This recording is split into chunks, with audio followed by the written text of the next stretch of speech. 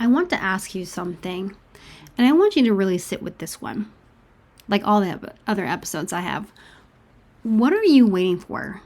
If you're listening to this podcast, you're an individual or a woman that has always wanted to live abroad, or perhaps wants to have a hiatus or a break from her corporate burnout that she's had for so many years. This is not necessarily a motivational poster kind of way, but it's literally like, what is the thing you're telling yourself you need before you can go, before you can leave, before you can actually choose yourself? Is it more money in your account? Is it meeting the right person first? Is it feeling healed enough, ready enough, certain enough? Because I've talked to so many women about this, and it's always something. There's always something, one more thing. Like, there's always one more thing they need before they can give themselves permission to go.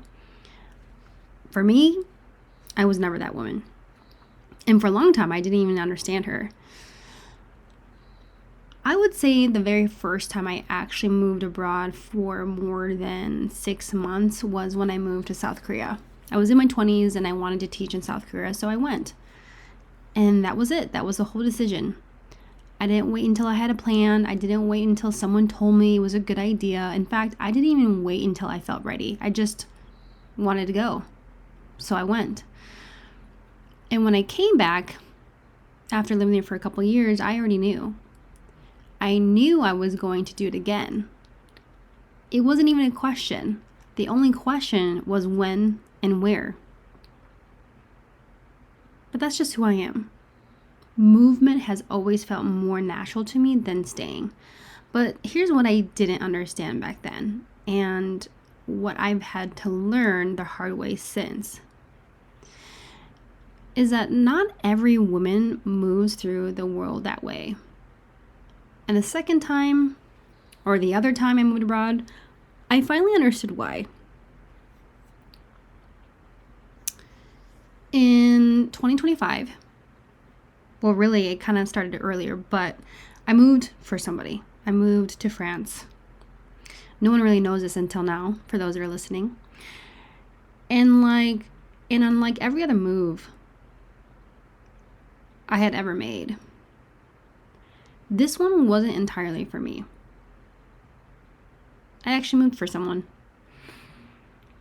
I'm not going to go in too deep into the details today. That's its own episode of itself. But what I will tell you today is this.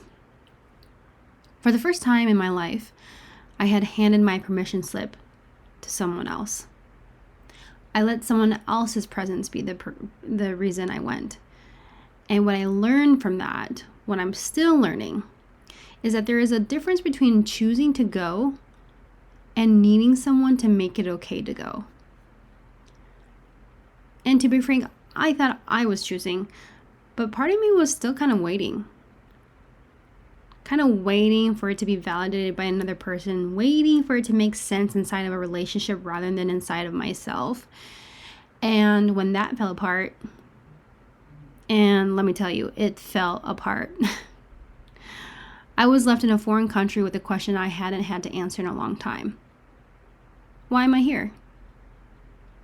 For me? Just me? Is that enough? Here's what I've come to understand about women and permission. We're not just taught to go. We're not just taught to just go. We are taught to be responsible, to be practical, to think about everyone else first, to make sure the timing is right, to make sure the money is right, to make sure the relationship is stable, to make sure the family is okay with it. We're taught that wanting something, just wanting it for no other reason than it calls to us, is not enough. So we wait.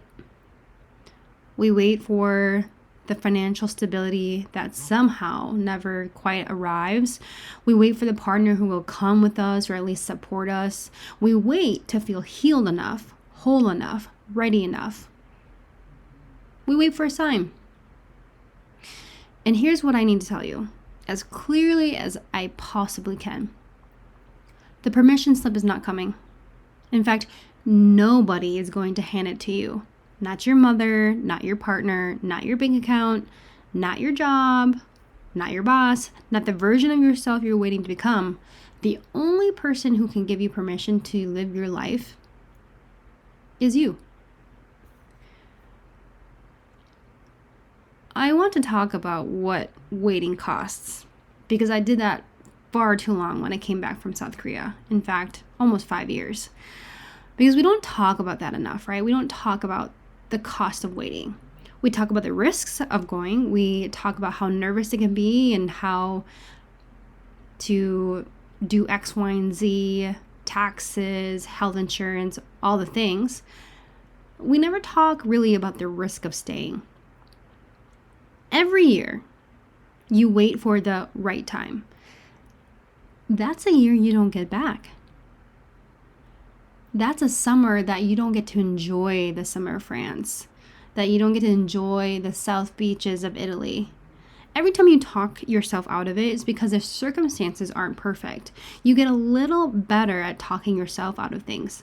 Waiting becomes a habit. And the longer you wait, the more evidence your brain collects that you're not the kind of woman who just goes. As I mentioned, I moved to South Korea because I wanted to. That's it. No other reason.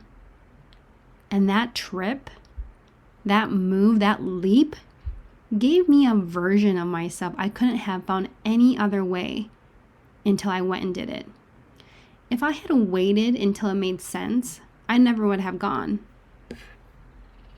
And truth be told, I wouldn't be here talking to you.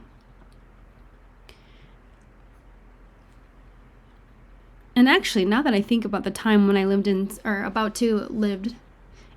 moved to South Korea, I remember that summer, and there was, I think, 2 positions I was applying for, and the first one failed. The second one failed because I think I didn't get my passport in time. And then by the third time, it all was aligned and it made sense and it worked. And I remember that time in the summer, I was just feeling defeated because it felt like nothing was moving. And I shared this part specifically is because sometimes when we push for something or we're going to do something, we're going to get tested. It's kind of like, how bad do you want it? Are you willing to go through the trenches to receive that visa, to receive that working visa, whatever that is for you? And I'm glad I stuck through it because it was an amazing 2 years that I lived there. All right, going back to the episode. So here's what I want you to take from this episode. You don't need to be fearless. What kind of? You don't necessarily need to be healed, because sometimes I think, in my opinion, healing comes through doing and moving and putting yourself in different situations, circumstances, environments. You don't need to be certain, in fact. You just need to have that deep desire. You don't need a partner. You don't need a plan. You don't need a perfectly funded savings account. You need one thing. Just one. You need to decide that your wanting is enough. That your desire, that inner knowing, that inner pull, that the call you feel toward a different country, a different life, a different version of yourself is a valid reason to go. Not someday, not when everything lines up, now, or as close to now as you can get. Because the women I know who have done this, who have packed up and gone with no guarantee of how it would turn out, not one of them has told me they wish they had waited longer. Not one. So, I'm going to ask you again, what are you truly waiting for? And this time I want you to really answer it. Write it down if you have to. Say it out loud if you're in your car. Because sometimes when we name the thing we're waiting for, we realize it's not actually a requirement. It's just fear wearing a very practical disguise. You're allowed to want a big life. In fact, for me, I wanted to live a big life. I didn't want to live an ordinary life. I wanted to live an extraordinary life. I gave myself permission to follow what I desired, to do things that I wanted to do, because this life is short, baby. And I didn't want to have any moments when I was older to be like, I wish I went on that trip. I wish I went on that year-long sabbatical, which I did. You are allowed to go before you're ready. You are allowed to choose yourself. Not someday, not when the timing is better, but right now, exactly as you are. The permission slip you've been waiting for, this is it. This is it. Ladies, gentlemen, whoever is listening, thanks for listening in, and we'll see you in the next episode.